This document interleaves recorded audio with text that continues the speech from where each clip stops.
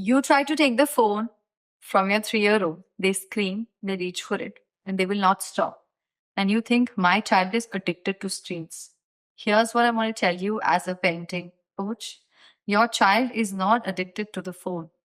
What's actually happened is something much more specific, and it's actually much more fixable because it wasn't the screen that did this. It was three very specific patterns that almost every parent does without knowing what they are teaching the brain. And once you see those three patterns, you can actually undo them fully in about 3 weeks. So if that is something you're interested in, keep watching this video. I'm Ankita Barbie Chandak, positive parenting and neuroscience coach and a Montessori expert. And in this video, we just make parenting easy for you. So subscribe, and there's a new video that we release every week. So stay tuned. Let me tell you what is addiction. It's a clinical word. What does it mean?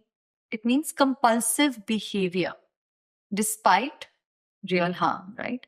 It involves tolerance and withdrawal. Your 2-year-old doesn't have a dopamine disorder. What they have is a learning brain doing exactly what it was designed to do. It found the most stimulating thing in the environment and it started to use it and started to love it. From a neuroscience standpoint, screens are extraordinary stimulation. There's movement, there's color, there's sound, there's unpredictability, and all packaged together. So for a toddler whose world is very quiet and small, a phone is like super stimulus, right? It activates a lot of circuits and it just makes them go crazy. Arjun's brain didn't malfunction. It found the most interesting thing in the room. And in most cases, parents have completely by accident trained this priority in. Not through bad parenting, but through patterns that are totally understandable. Now, I'll tell you, these patterns actually work in short term. So let's go deep into it. What we're going to discuss in today's video is about 3 patterns that train toddlers to go for the phone, what neuroscience says about each of them, and a 3-week reset plan that you can start once you've watched this video completely. Let's dive in. Pattern 1, it's called the pacifier reflex. Your child is upset, you hand him the phone, he calms down. Now this works brilliantly. So you do it again and again. What happens to your child's brain? It's conditioning. When I'm upset, I need a phone. It calms me down. Now it's repeating consistently, right? Now you've created a unsaid rule in the child's brain that phone equal to emotional regulation. Now when the phone is not available and the brain is upset, right? The brain is calling for the phone. That's not addiction. That's conditioning. It is completely reversible. The second pattern is the attention pattern. You're on a call, you're cooking, you're dealing with something urgent, Arjun needs you. You hand it the phone. It works. But what has his brain learned? When I need connection with my parents, my parent isn't there, so I can get a phone and the phone fills that gap. You know, there are a lot of pediatricians who've done a lot of research. They've found that a very strong driver of excessive screen use in children is actually not the screen. It's the role that the screen is playing because it's substituting connection, and the phone is not the problem. The phone is the answer, actually. Arjun found the problem to a need that he had, which didn't meet him. This doesn't make you a bad parent, okay? It makes you a human parent. You have real demands. You did what you had to do. But you need to understand the situation and what the solution also looks like, all right? Pattern 3 is unpredictability pattern. Now, screen access is inconsistent. Sometimes it's a yes, sometimes it's a no. Sometimes the child has to negotiate. Sometimes you just give it.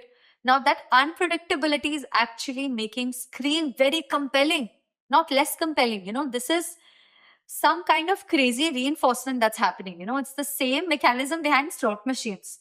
When you don't know if the reward is coming, the seeking becomes more intense. You want to do it more and more. So children with consistent, predictable screen access and clear limits, they have less mad behavior, frantic behavior around devices.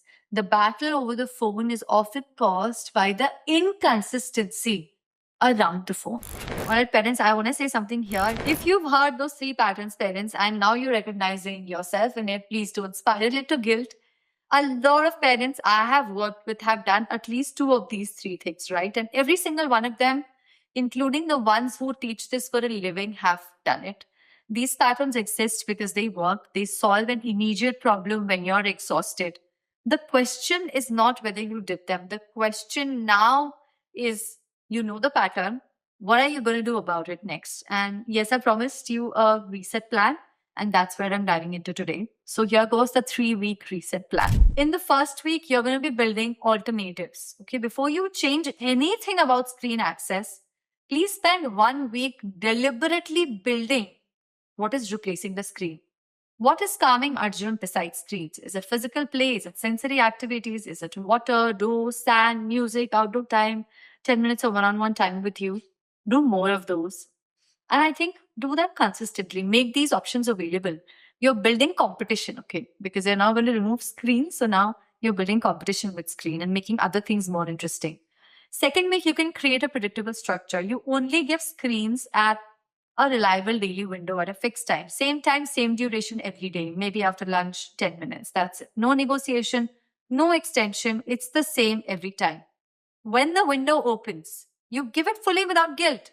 But when it closes every time. There's a 5-minute warning before it ends. There is a bridge or an activity that you've prepped. And I'm telling you, within 10 to 14 days, the protest will really reduce dramatically. Because Arjun's brain now knows that the screen is coming back tomorrow. I don't need to fight for it. I know when it's going to come back. And week 3, replace that pacifier reflex. Okay. When Arjun is upset and reaches for the phone, you provide yourself instead. Come here, show me what's happening. Close physical presence that you can give to your children, calm voice, acknowledgement of the feeling. That's what they need, You're teaching your child's brain a new rule. When I'm upset, I can reach for connection. I don't need stimulation. Now, I know this is harder in the long run, okay? Your child will protest when you apply these strategies. Within 2 or 3 weeks, you will notice a crazy shift. The window for handling that distress without a device will get wider. They have now learned that hard feelings can have an ending. Once you get through, things are completely fine. All right.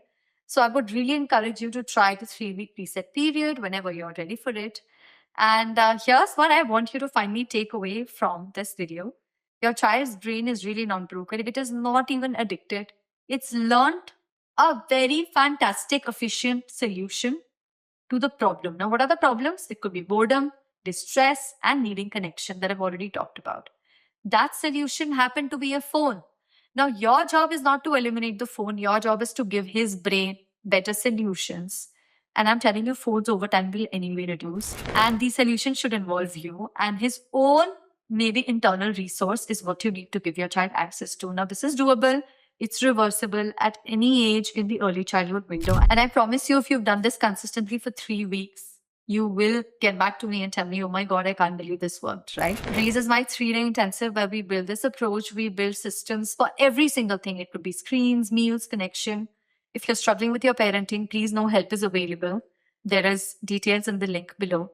And there's also a webinar if you're not ready for a 3-day commitment. And if this video helped you, share it, screenshot the pattern, send it to the partner you have, send it to the caregivers you have, send it to a parent who needs to know that this is not addiction, it's learning, and learning can always be redirected. I'm going to see you next week with another video. I hope you've liked this. I hope you've subscribed. Lots of love and take care.